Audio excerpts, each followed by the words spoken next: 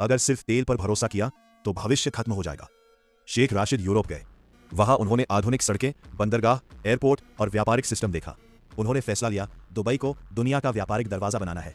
उन्होंने शुरू किया, दुबई क्रीक को गहरा कराया, बंदरगाह बनाए, सड़कें बनाई, एयरपोर्ट बनवाए, बिजली नेटवर्क तैयार किया। यहां तक कि जब पैसा कम पड़ा तो कर्ज भी लिया। लोगों ने कहा यह जोखिम है, लेकिन वही जोखिम बाद में इतिहास बना। 1971 में 7 अमीरात मिलकर बने, United Arab Emirates, UAE. Abu Dhabi राष्ट्रपति बना और दुबई का शासक प्रधानमंत्री। इसके बाद दुबई को आर्थिक फैसलों में काफी स्वतंत्रता मिली और यहीं से शुरू हुआ असली खेल। उस समय भारत में सोने के आयात पर कड़े नियम थे, लेकिन अमीर लोग सोना चाहते थे। तब दुबई से भारत सोना तस्करी का रास्ता खुला। दुबई में सोना आता, फिर चोरी छिपे भारत भेजा जाता। यहीं से मुंबई अंडरवर्ल्ड और दुबई का रिश्ता गहरा हुआ। हाजी मस्तान जैसे नाम उभरे जिन्होंने इसी धंधे से करोड़ों कमाए। दुबई ने एक मास्टर स्ट्रोक खेला। फ्री जोन्स इन इलाकों में, कोई कॉर्पोरेट टैक्स नहीं, कोई पर्सनल टैक्स नहीं, 100% विदेशी ओनरशिप, आसान बिजनेस सेटअप, मुनाफा बाहर ले जाने की छूट। दुनिया भर के निवेशक आने लगे, लेकिन सिर्फ निवेशक ही नहीं, अपराधियों की भी नजर यहीं टिक गई। 1986 में दाऊद इब्राहिम मुंबई छोड़कर दुबई पहुंचा। मुंबई पुलिस दबाव बना रही थी। दाऊद ने दुबई से अपना नेटवर्क चलाना शुरू किया।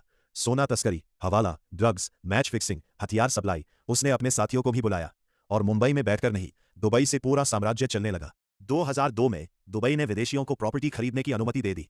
अब कोई भी विदेशी यहां घर, फ्लैट, विला खरीद सकता था।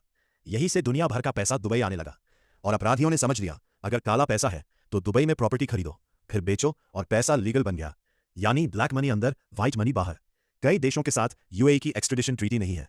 जहां ट्रीटी है वहां भी प्रक्रिया लंबी है, वकील केस खींचते रहते हैं, कागजी कार्रवाई सालों चलती है। इसलिए कई वांटेड लोग दुबई में आराम से रहते हैं, लग्जरी कार्स, विलाज, पार्टीज और सोशल मीडिया पर अपनी लाइफ दिखाते हैं। 22 में एक रिपोर्ट आई, दुबई अनलॉक्ड। इस रिपोर्ट में कई अंतरराष्ट्रीय अपराधियों की दुबई प्रॉपर्टीज उजागर हुई। लग्जरी अपार्टमेंट्स, करोड़ों की investments, secret ownership structures. Report ने दुनिया को दिखाया कि दुबई सिर्फ बिजनेस सेंटर नहीं बल्कि सस्पिशियस वेल्थ का भी बड़ा केंद्र बन चुका है।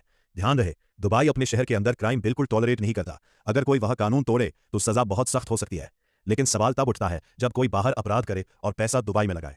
यही कारण है कि आलोचक कहते हैं कानून अंदर सख्त है लेकिन पैसा बाहर से आए तो नजर नरम हो जाती है। 22 में FATF ने यूएई को ग्रे लिस्ट में डाल दिया।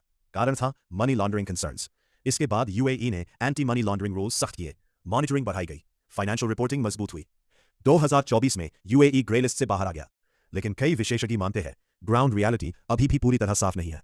दुबई एक चमत्कार है, रेगिस्तान से उठकर दुनिया के सबसे आधुनिक शहरों में शामिल होना कोई छोटी बात नहीं।